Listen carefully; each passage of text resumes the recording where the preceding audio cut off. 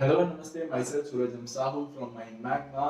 And in this video अभी जो हम लोगों ने शार्प सिंगिंग ऑपरेशन की सीरीज को स्टार्ट कर रखा है, जिसमें हम लोग शार्प सिंगिंग ऑपरेशन को basic one by one step by step इसको समझने की कोशिश कर रहे हैं, जिसमें हम लोगों ने अभी सारे मेजर ऑपरेशंस क्या क्या होते हैं हमारे drilling, blasting, hoisting, washing, mucking, shaft lining, ये सारी चीज़ों के बारे में एक ब्रीफ डिस्कशन किया था। उसके बाद परमानेंट टेम्परेरी लाइनिंग के बारे में देखा था और बहुत सारी चीज़ें देखी थी, जिसमें हमको एक शार्प सिंगिंग ऑपरेशन में क्या क्या बेसिक चीज़ें होती हैं, प्रोसेस होता है, उसके बारे में हम लोगों ने समझा था।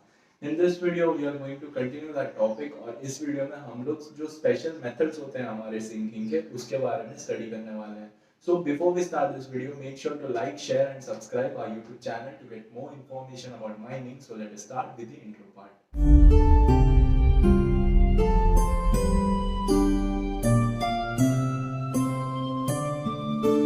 यस, तो अभी हम लोग पहले ये चीज देखते हैं कि हम लोगों को ये जो स्पेशल मेथड्स हैं, हम लोगों को ये स्पेशल मेथड्स किस पर्पस पे या फिर ऑन व्हाट पॉइंट्स या फिर क्यों ये सिंगिंग मेथड्स को यूज किया जाता है। तो बेसिकली यहाँ पे तीन रीजंस होते हैं, हमारे जो मेजर तीन रीजंस होते हैं जिसके वजह से हम लोगों को जो सिंगिंग मेथड है उनकी जगह पे हम लोगों को स्पेशल सिंगिंग मेथड्स का यूज करना पड़ता है। The first is are loose और unstable ground such as sand, mud etcetera. For example, अभी अगर हम लोग कभी भी कोई भी शाफ्ट ओपन करने की कोशिश कर रहे हैं नियर टू एनी रिवर या फिर कोई भी ऐसे वाटर अक्यूमुलेटेड एरिया के पास में, अगर हम लोग एक शाफ्ट बनाने की कोशिश कर रहे हैं, तो उस जगह पे कैसा एक एरिया होता है जहाँ पे एक लूज ग्राउंड होता है। जैसे ही आप उसमें गड्ढा खोद के उस पर काम करना चालू करेंगे या फिर अपना कुछ भी, अगर आप मान लीजिए उस पर अपना पैर भी रख रहे हैं, तो उस टाइम में जब आप पैर उठाएंगे तो फिर वो सारा जो साइड का जो लूज ग्राउंड है, जो ग्राउंड है, वो वापस उस जगह पे एक्यूमुलेट होने की कोशिश करेगा।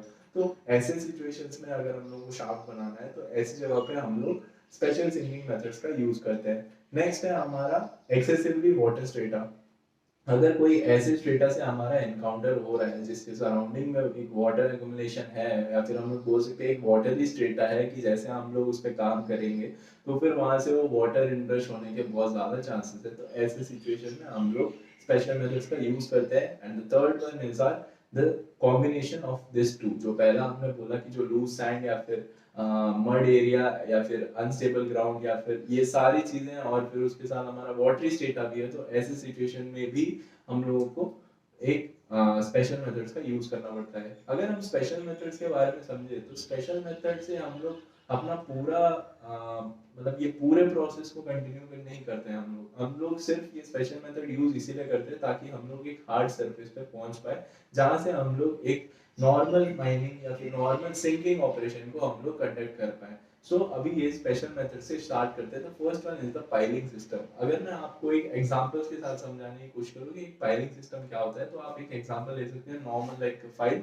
अगर हम लोग फाइल के साथ कैसे भी हम लोग इट्स लाइक स्टिक फाइल अगर हम लेंगे, तो फिर वो फाइल कैसे जुड़ जाता है दूसरे फाइल जो स्टिक से जुड़ रहा है, जो कॉम्बिनेशन है बेसिकली। तो यहाँ पे भी उसी चीज का कॉन्सेप्ट दे के रखा है। यहाँ पे पाइलिंग अगर हम बोल रहे, तो पाइलिंग या फिर हम लोग शीट पाइलिंग बोल रहे हैं। तो इसमें क्या है, जो शीट्स होती हैं हमारी यहाँ पे, वो सारी शीट्स को इंटरलॉक करके एक सर्कुलर टाइप का फ्रेम बनाते हैं, और फिर उसको हम लोग उसके ऊपर प्लेस करके उसको ऐसा पाइलिंग सिस्टम बोलते हैं।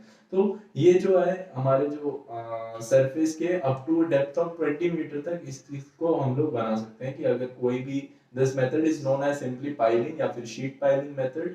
और फिर इसके बाद क्या है कि अगर ऐसा जो सिचुएशन है जहाँ पे ये सारे जो या फिर ये जो जगह है जो लूज ग्राउंड है या फिर जो भी चीज है, इसका जो डेप्थ है वो 20 मीटर है, उसके बाद ये क्या बोलते हैं हमारे हार्ड रॉक से हम लोगों का इनकाउंटर हो रहा है, तो ऐसी जगह पे हम लोग पाइलिंग सिस्टम को यूज करते हैं। तो बेसिकली इसमें क्या होता है कि हम लोग अलग अलग पाइल्स को इंटरलॉक करके एक सर्कुलर फ्रेम बनाने की कोशिश करते हैं, जिसमें हमारे जो शीट पाइल्स होते हैं वो हमारे 6 मीटर टू 10 मीटर लॉन्ग होता है। अगर हम लोगों को मान लीजिए 15 मीटर का चाहिए, तो फिर हम लोग यहाँ पे बोल सकते हैं कि हम लोग 9 मीटर का ले लिए, फिर उसके बाद एक 6 मीटर का लेके उसको पाइल अप कर दिया, तो उसके हिसाब से हमको एक 15 मीटर का एक शीट पाइल मिल चुका है। तो ये चीज हो गया, आपको इसी सिचुएशन से ये चीज पूरा बनाया जाता है। इसको एक सर्कुलर रूप से या फिर सर्कुलर फ्रेम में बना के इस चीज को उसके ऊपर प्लेस किया।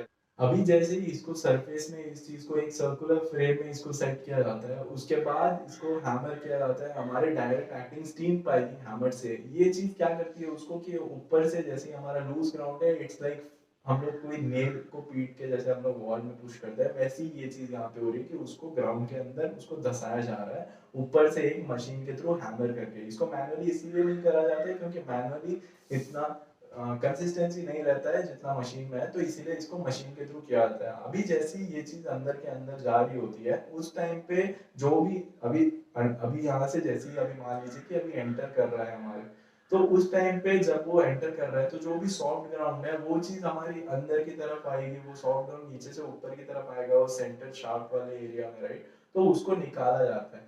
बट इस टाइम पे एक चीज का इसका ध्यान रखना पड़ता है कि उसको पूरा नहीं निकाला जाता है। पूरा इसलिए नहीं निकाला जाता है क्योंकि उसके बाद जो वो अंदर से वाटर इनर्स या फिर हम लोग बोल सकते हैं कि जो अंदर का लूज मड है वो सारा उसके अंदर की तरफ आने लगेगा, और कुछ टाइम बाद वो जो शाफ्ट है वो उसका जो डिविएशन आ सकता है उसके अंदर, इसलिए उसको पूरा नहीं निकालते हैं। उसको कुछ सिचुएशन तक मतलब कुछ लेवल के ऊपर तक निकाल देते हैं, फिर थोड़ा सा वो लोग बचा के रखते हैं और फिर वो प्रोसेस को कंटिन्यू किया जाता है।